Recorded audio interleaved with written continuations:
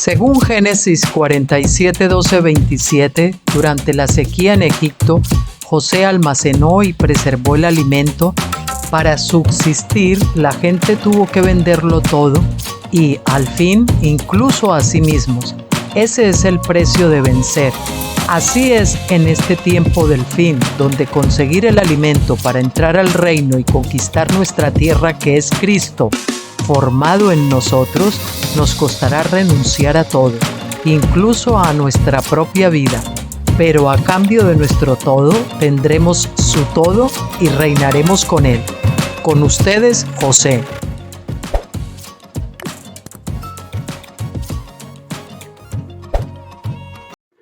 Hola, muy buenas tardes. Bienvenidos a todos a Graneros de José. Vamos a continuar con el vídeo de Libros secretos del tiempo del Dr. Stephen Jones que les anunciábamos ayer.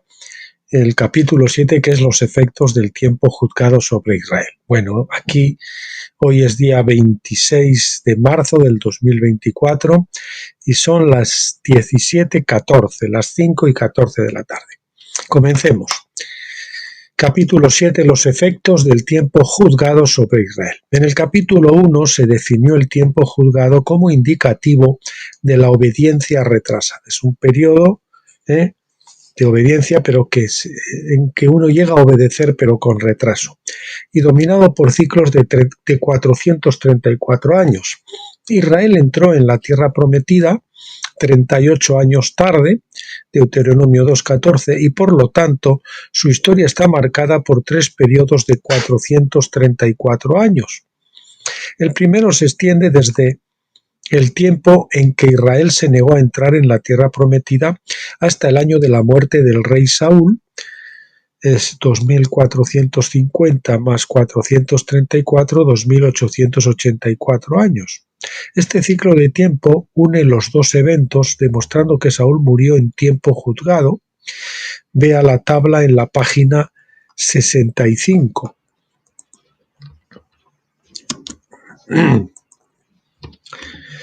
Pero el tiempo juzgado de Israel también afectaba al rey David, como veremos a continuación. ¿Cómo afectó al rey David el tiempo juzgado? Israel en realidad tenía 2 ciclos de tiempo juzgado corriendo casi al mismo tiempo. El primero afectaba a Saúl, el segundo afectaba a David. El primero comenzó cuando Israel se negó a entrar en la tierra prometida, 2450, año 2450. El segundo comenzó cuando Israel realmente entró en la tierra prometida con retraso, el año 2488.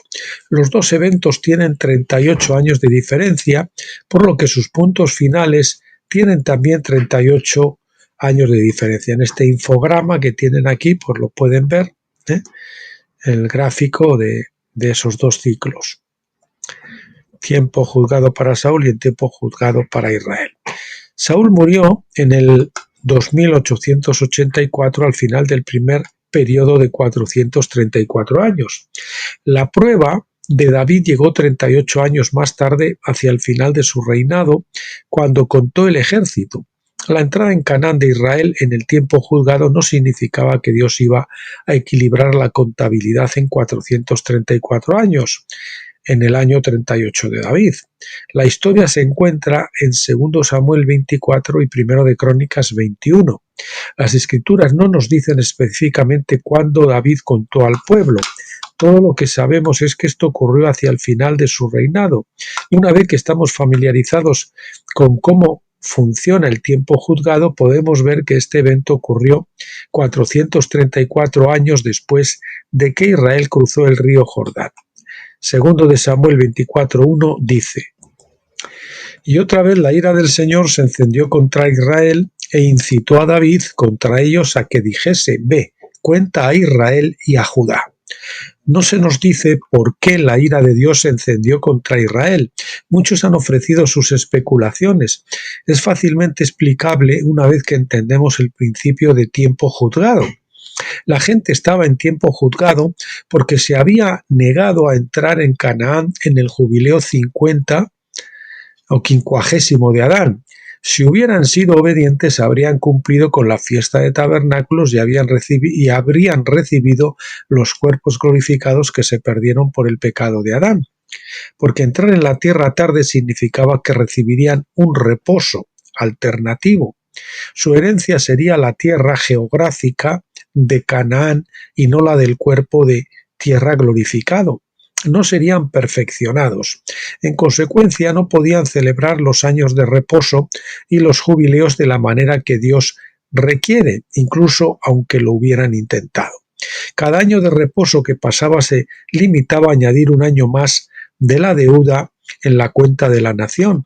Finalmente, Dios embargó la deuda nacional de Israel, es decir, el pecado, después que 434 años habían pasado.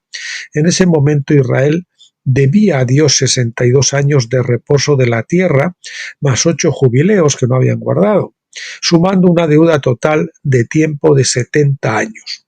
Esto explica por qué la ira de Dios se encendió contra Israel en el año 38 de David. Nunca habían observado un año de reposo de la tierra y nunca habían declarado un jubileo. Pero antes de que Dios pudiera hacer eso, tuvo que mover a David a censar al pueblo. ¿Por qué? Debido a que Israel todavía estaba bajo la protección de Dios a causa del censo anterior de Moisés.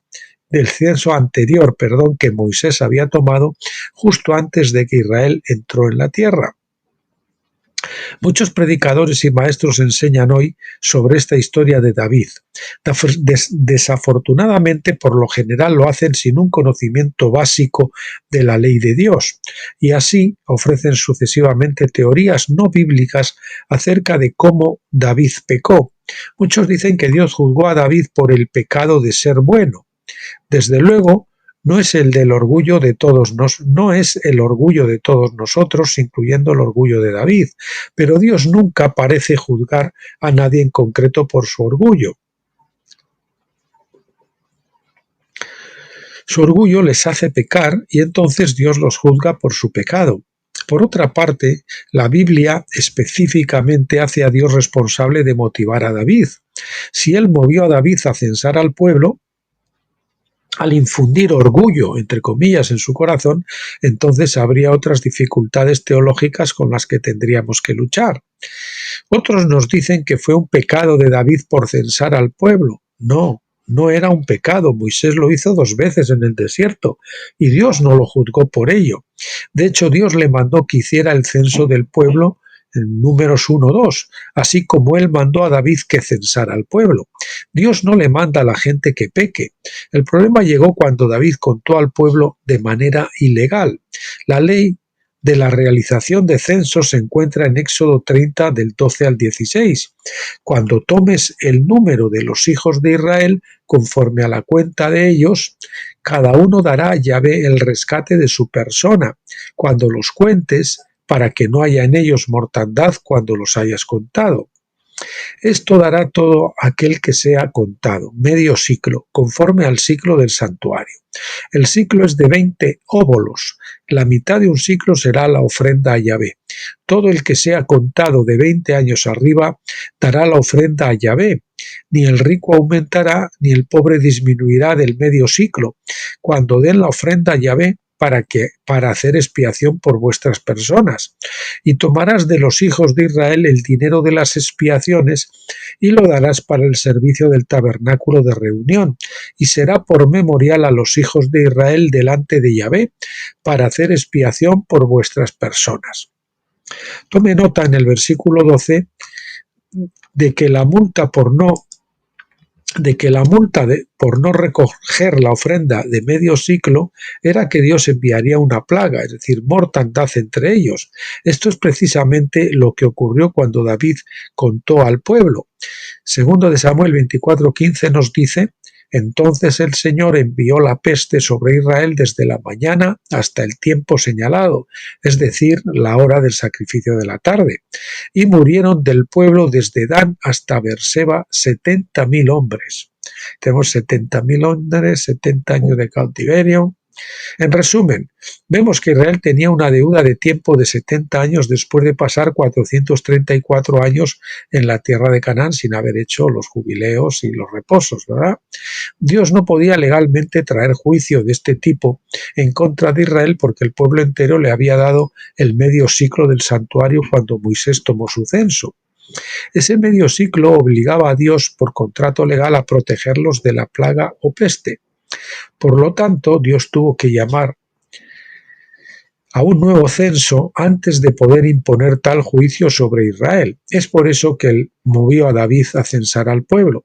David contó el pueblo sin recoger el medio ciclo. Esto liberó a Dios de su obligación legal y le permitió llevar la pestilencia que mataría a 70.000 hombres. De esta manera, Dios fue capaz de ejecutar la hipoteca sobre la deuda de tiempo a 1.000 hombres de Israel por cada uno de los años de su deuda. Esto equilibró la cuenta y le dio a Israel una pizarra financiera limpia. Espiritualmente hablando, era como declarar el jubileo pero sin costes. Esa es la desventaja del tiempo juzgado. No obstante, en última instancia, este desastre funcionó para bien porque este fue el incidente por el cual David compró el sitio del templo de Ornán, Jebusí. Nótese el contraste con la muerte de Saúl en tiempo juzgado. Con David, un tipo del vencedor, este juicio fue en realidad el comienzo del tiempo de preparación para la venida del Espíritu, cuando el templo fuera dedicado. Esta dedicación fue el punto culminante de la historia de Israel y el principal tipo que prefigura el cumplimiento de la fiesta de tabernáculos en nuestros días. Entonces Israel entró en su próximo ciclo de 434 años que terminó en el cautiverio babilónico de Jerusalén. Pero aquí Dios hizo algo un poco diferente con el fin de mostrarnos algunos otros secretos del tiempo. Siguiente epígrafe: tiempo juzgado de David hasta la caída de Jerusalén. La peste de Israel que mató a 70.000 hombres en el año 38 de David fue el juicio de Dios sobre la nación por no guardar sus años de reposo y jubileos en los años que habían estado en la tierra de Canaán. Con la deuda por el pecado pagada, su pizarra fue limpiada de deudas. Sin embargo, la gente todavía no podía o no mantenía sus años de reposo después de ese tiempo. En consecuencia, comenzaron a incurrir en otra deuda de tiempo que llevaría finalmente a una segunda ejecución de una hipoteca y de la sentencia. En realidad hay dos puntos a partir de este próximo periodo de 434 años que conducen a la caída de Jerusalén. Cuando Dios los llevó a juicio, en realidad hay dos grupos a partir de este próximo periodo de 434 años que conducen a la caída de Jerusalén, entre paréntesis, cuando Dios los llevó a juicio. El primer punto de partida fue el año 38 de David. El segundo punto de partida fue cuando David murió, 2 años más tarde. Como vemos tan a menudo en las obras de Dios, Él nos da más de un testigo para la introducción gradual de sus ciclos de tiempo y luego los termina de la misma manera. Esto tiende a hacer su plan más complejo, pero también proporciona una prueba por la ley del doble testigo. Desde la fecha del 38 año de David, el siguiente ciclo de 434 años terminó con un evento muy significativo en Jeremías 34.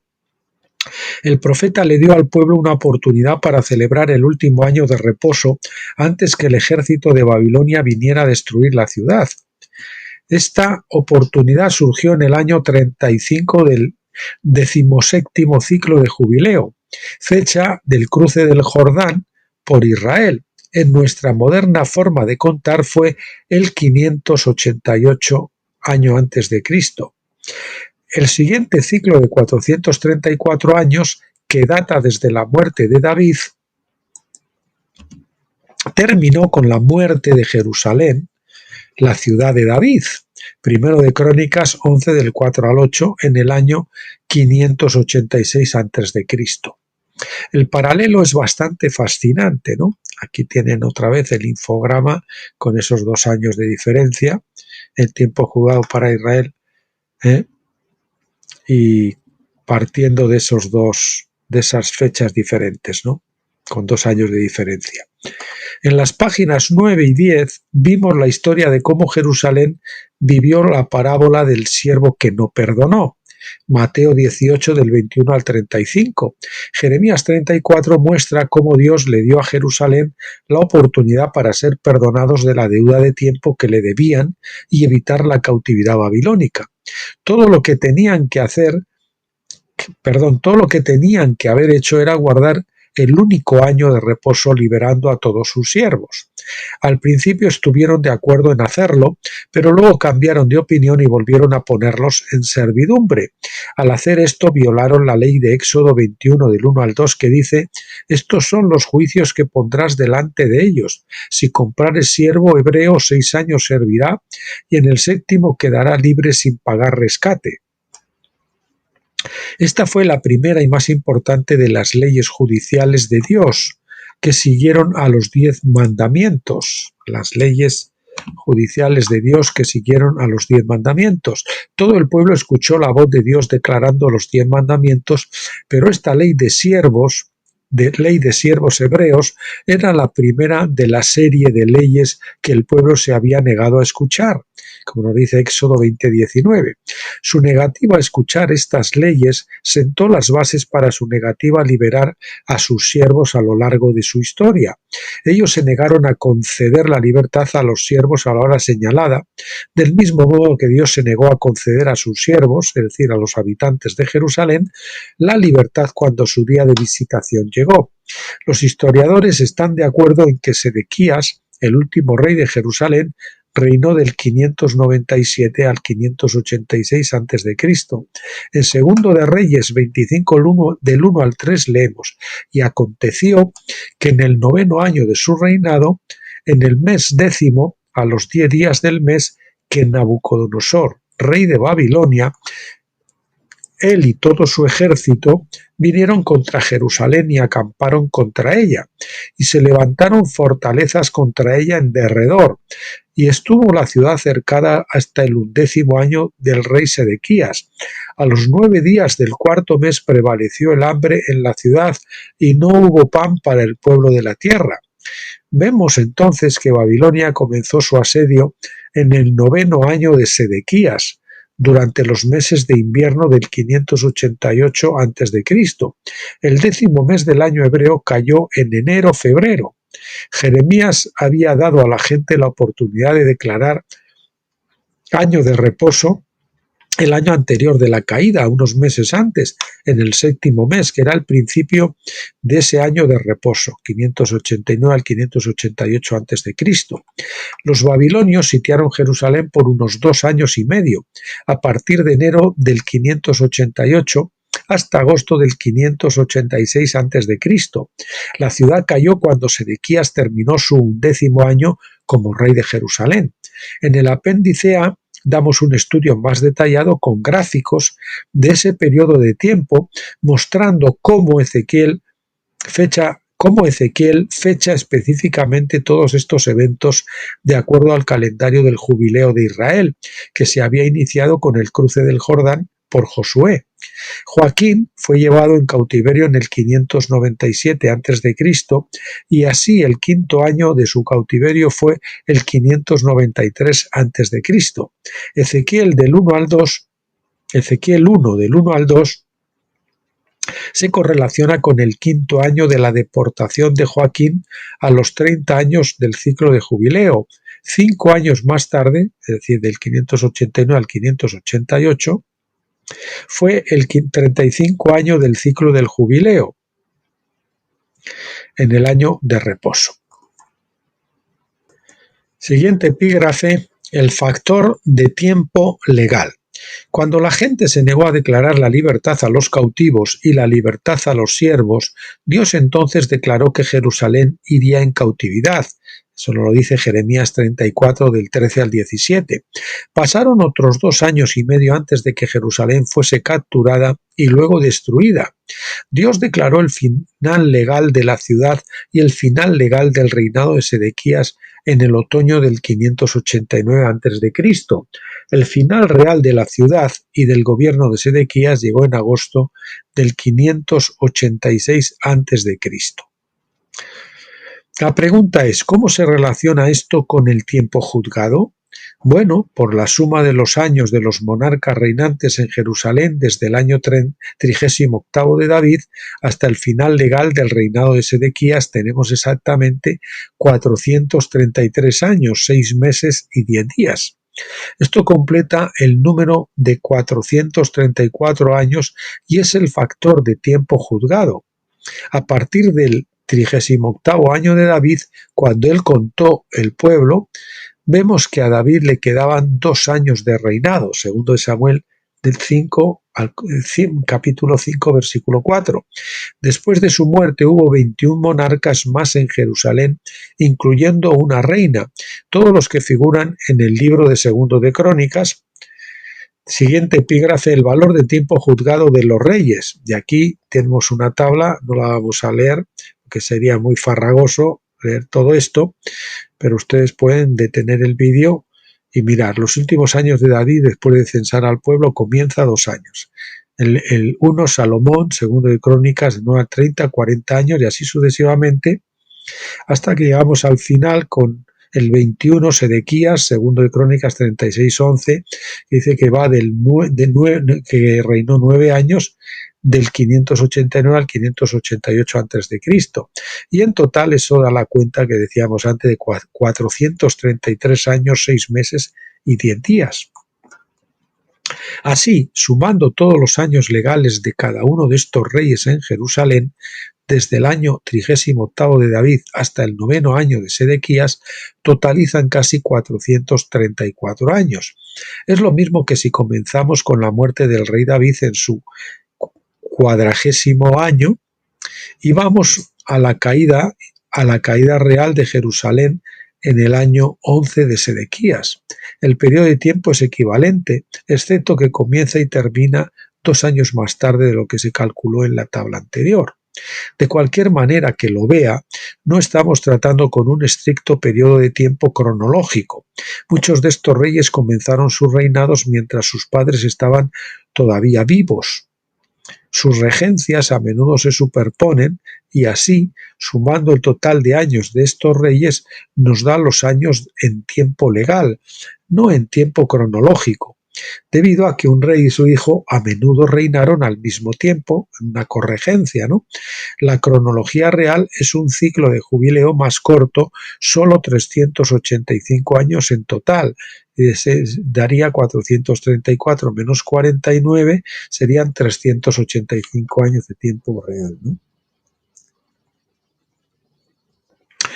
Como mencioné en la página 28, hay 2 formas de calcular el tiempo cronológico y el tiempo legal. Cronológicamente hablando fueron solo 385 años porque habían reinado solapados en las corregencias, ¿verdad? Pero según la medida en que la ley divina del tiempo, en que a la ley divina del tiempo se refiere, era como si hubieran pasado 434 años. Dios los juzgó como si hubieran perdido los 62 años de reposo y los 8 jubileos que normalmente se encuentran en un ciclo de 434 años. Por lo tanto, Dios los condenó a una cautividad babilónica de 70 años completos, Jeremías 29:10. Se nos dice en segundo de Crónicas 36 del 20 al 21 que Jerusalén fue condenada específicamente a 70 años de exilio en Babilonia porque nunca habían guardado sus días de reposo, es decir, los años de reposo y jubileos, mientras estaban en la tierra. Por lo tanto, vemos que Dios no juzgó a Israel sobre la base del tiempo cronológico, sino más bien sobre la base del tiempo legal.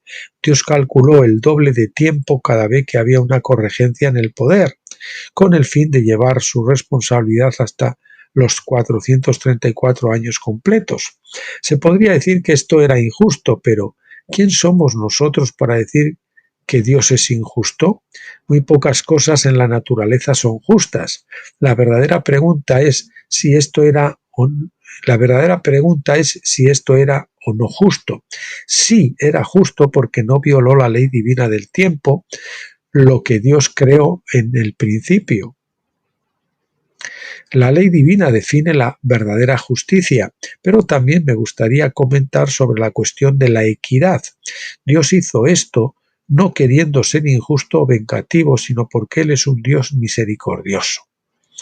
En el estudio de los efectos a largo plazo de la justicia de Dios, podemos ver claramente que sus juicios son de naturaleza correctiva y tienen en su corazón nuestros mejores intereses.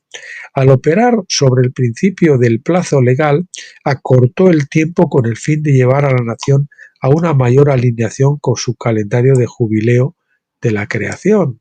Es decir, lejos de ser injusto, aquí estamos viendo que está tratando de bendecir de alguna manera.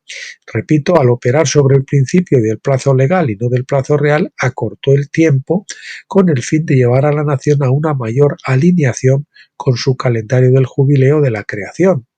Por lo tanto, en el momento en que Judá terminó su condena en Babilonia y luego pasó 76 años en la modalidad de depuración, de 490 años del calendario del jubileo de Daniel, comenzó a solo 7 años fuera de la alineación con el jubileo 70 de Adán. Bien, pero no voy a repetir esto porque estuve ahí haciendo una corrección porque estaba como mal redactado.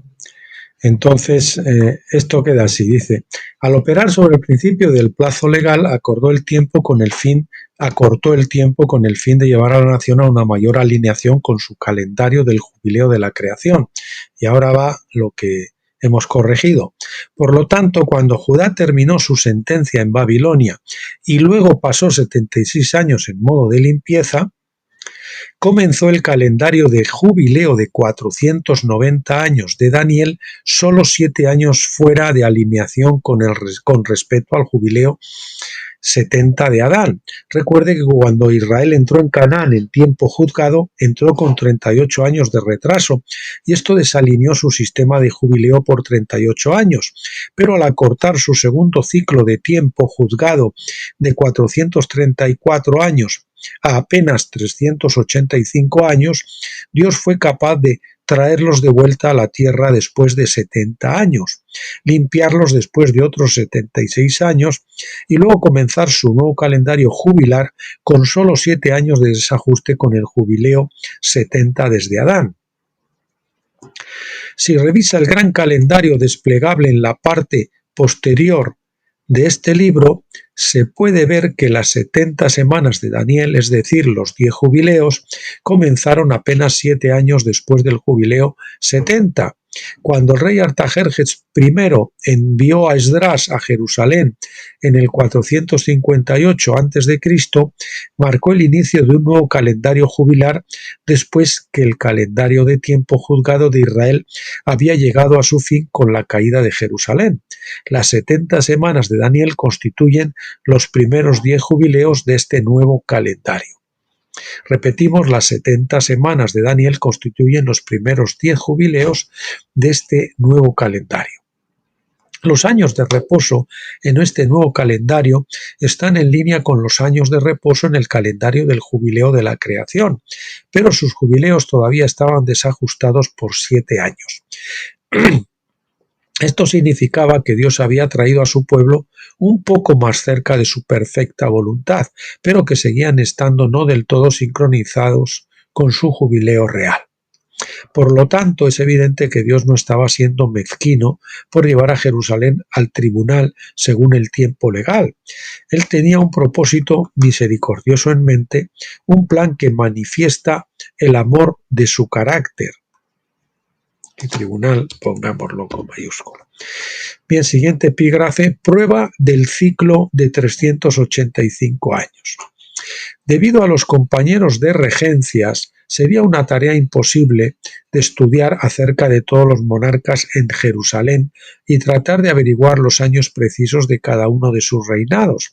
Algunos han tratado de hacer esto, pero simplemente hay demasiadas partes móviles o movibles en la máquina del tiempo que podrían romperse. Afortunadamente, para nosotros, somos capaces de pasar por alto toda esta confusión por el cambio al calendario asirio.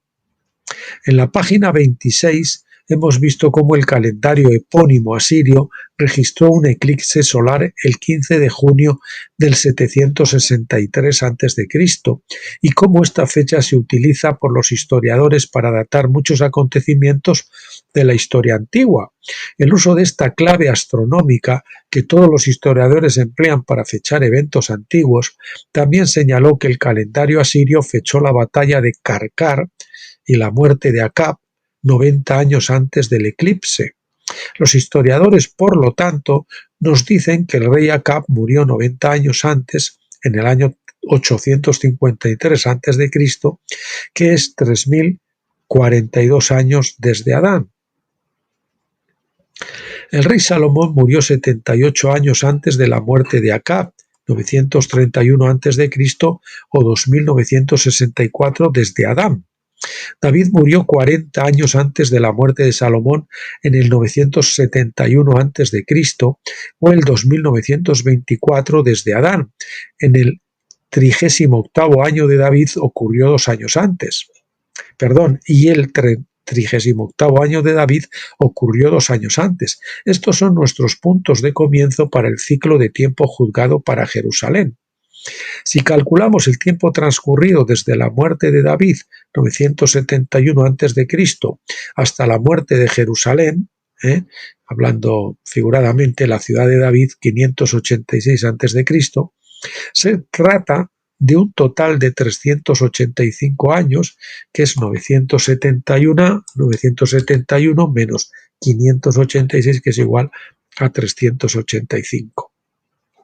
Si calculamos el mismo periodo de tiempo contando los años a partir de Adán, David murió en el 2924 y la muerte de la ciudad de David fue en el 3309. Volvemos a ver que es después de 385 años, que es 3309 menos 2924 sería igual a 385 años. Nuestra conclusión, dice el doctor Stephen Jones, entonces, es que la destrucción de Jerusalén fue en el año 586 a.C., 385 años después de la muerte de David. También hubo 385 años cronológicos desde el censo de David hasta el final legal del reinado de Sedequías, del 589 al 588 a.C. Legalmente hablando, Dios trajo la ciudad y la monarquía a su fin después de 434 años legales. Dios en esencia superpone los reinados de alguno de estos reyes para empacar 434 años en apenas 385. Este es uno de los secretos del tiempo que pocos han entendido en tiempos pasados. Repetimos, Dios trajo a la ciudad y la monarquía a su fin después de 434 años legales. Dios en esencia superpone los reinados de algunos de estos reyes para empacar 434 años en apenas 385. Este es uno de los secretos del tiempo que pocos han entendido en tiempos pasados. El hecho de que Dios envió a Jerusalén a un cautiverio de 70 años en Babilonia por su negativa a guardar ningún año de reposo o de jubileo prueba que le debían a Dios 70 años como una deuda de tiempo.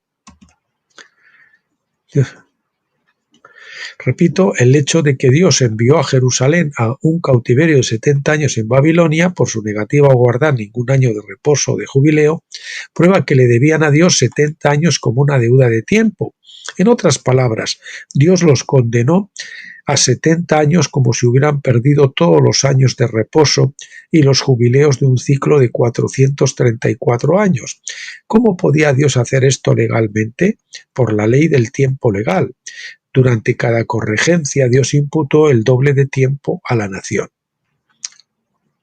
En lugar de disminuir de esa doble corregencia, lo que hizo es contarla para el uno y para el otro. Entonces, al examinar,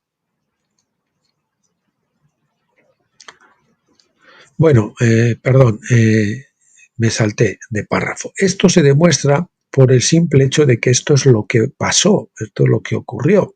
Cuando nos fijamos en los hechos del caso y luego estudiamos la sentencia de la ley de Dios sobre Jerusalén, no hay duda al respecto. Esto es simplemente otro ejemplo de la ley de tiempo más corto, la ley del tiempo más corto.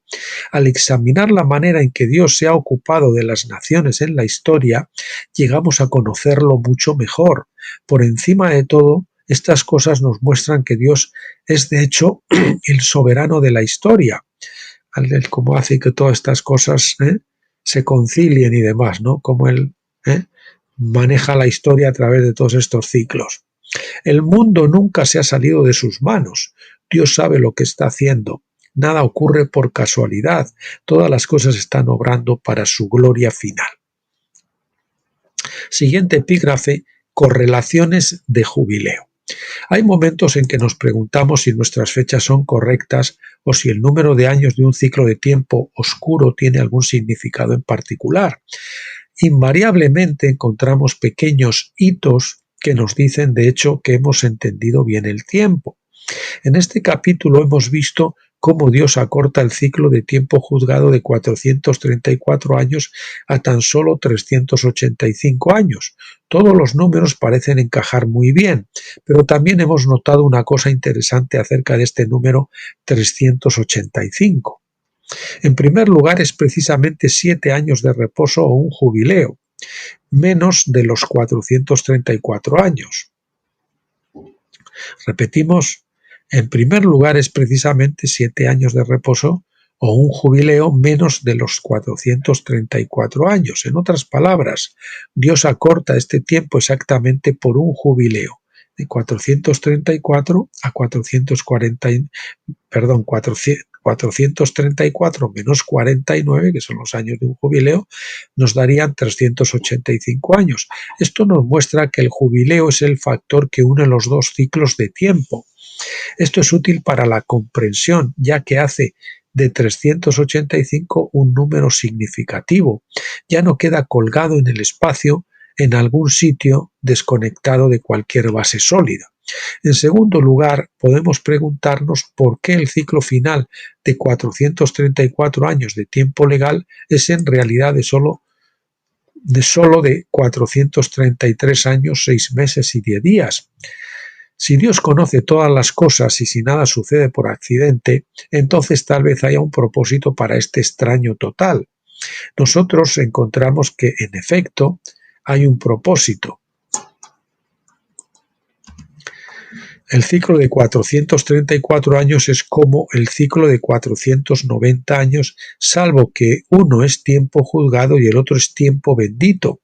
En ambos casos es el momento en que Dios considera la cuenta de la nación para determinar si va a ejecutar la hipoteca sobre ellos en el juicio o ampliar su periodo de gracia.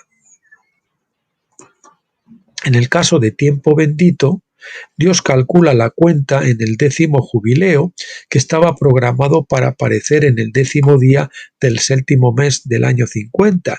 Sin embargo, en el caso de tiempo juzgado, Dios hace la cuenta después que habían pasado 433 años completos, más 6 meses completos, más 10 días en el 7º mes. En otras palabras, se mide el tiempo que se produce en un jubileo de tiempo juzgado. Por lo tanto, vemos que el número total de años jurídicos atribuidos a los reyes en Jerusalén era 433 años. Jurídicos, vamos a poner legales, como lo estábamos diciendo antes, legales o jurídicos. atribuidos a los reyes en Jerusalén era 433 años, 6 meses y 10 días. Este número muy específico de años legales estaba destinado a transmitir el jubileo del tiempo juzgado. Grandes y maravillosas son tus obras, oh Yahvé. Bueno, no se desanimen si se pierden con todo este farrago de números y demás. Yo todavía sigo medio perdido a pesar de que ya he leído esto varias veces, pero suponemos que poco a poco la luz irá increciendo y a medida que nos vayamos habituando a todos estos ciclos y a todos estos cálculos, pues se nos hará cada vez más comprensible, ¿no? Bueno, pues hasta aquí ha sido el capítulo de hoy. El siguiente capítulo de este libro, que será la próxima semana, Dios mediante, será el capítulo 8, que veremos la limpieza de Jerusalén, como Dios hace, supongo que sean esos 76 años de limpieza de Jerusalén. Y bueno, esto es lo que teníamos para hoy. El próximo día pues continuaremos, que ahora no lo tengo aquí, déjenme un momento que lo mire. Bueno, pues sí, nos iremos entonces el próximo vídeo, mañana o pasado mañana, Dios mediante. Estaremos estudiando el capítulo 9 del libro El Jubileo de la Creación, o el Gran Jubileo de la Creación, como quieran decir, del doctor Stephen Jones. En este caso sería el capítulo 9, que se titula Los efectos del pecado de Adán en la naturaleza del hombre. Y bueno, pues gracias por acompañarme hasta aquí, a los que hayan llegado hasta el final. Bendecirlos a todos en el nombre del Señor Jesucristo. Emplazarles para el próximo vídeo, para que me sigan acompañando. Y hasta entonces, como siempre, pasen muy bien.